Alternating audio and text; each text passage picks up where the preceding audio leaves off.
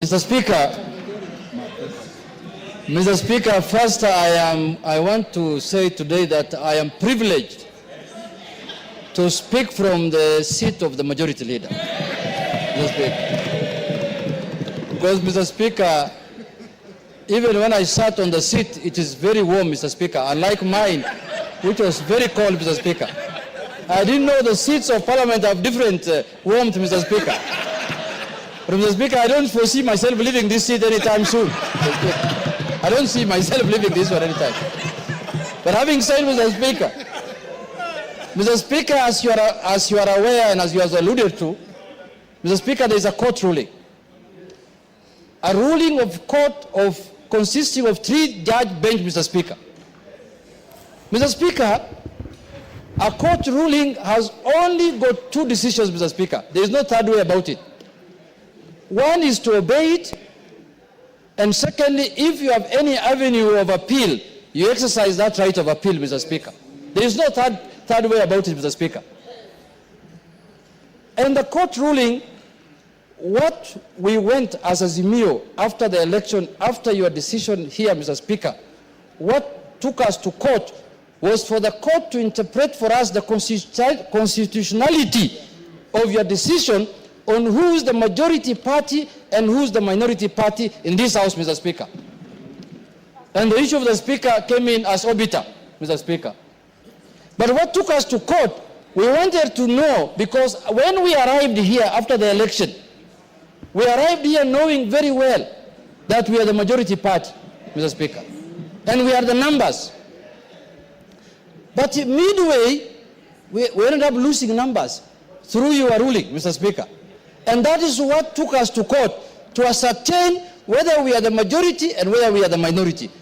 And luckily, the court has made its ruling, albeit late, Mr. Speaker. We expected this ruling much earlier than this time, Mr. Speaker. But it is better late than never. The decision arrived, and the decision has said that the Azimio party is the majority party in Parliament, Mr. Speaker. And I so happen to be the minority leader as of now, Mr. Speaker. So today afternoon, I just switched seats and I took over the role of majority leader, Mr. Speaker. And I am capable of doing that work, Mr. Speaker.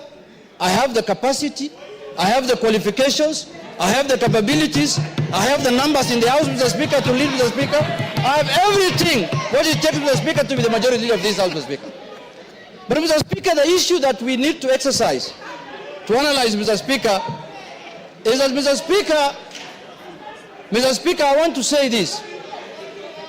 Mr. Speaker, court rulings are very important, Mr. Speaker.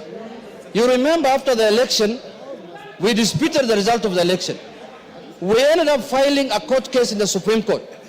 The Supreme Court pronounced itself that we did not win the election, and the other party won the election, and we abided by it, and we respected the court ruling, Mr. Speaker.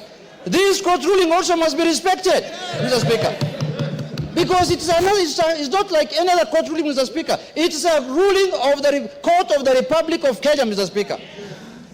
Mr. Speaker, this ruling cannot be taken jokingly, Mr. Speaker. When I went through it last evening, Mr. Speaker, these judges are raising very serious fundamental issues. They are raising issues relating to violation of the Constitution, Mr. Speaker. And you remember we impeached someone here because he violated the Constitution, Mr. Speaker. Mr. Speaker, if this matter is not addressed, we are going to have a constitutional crisis in this country, Mr. Speaker.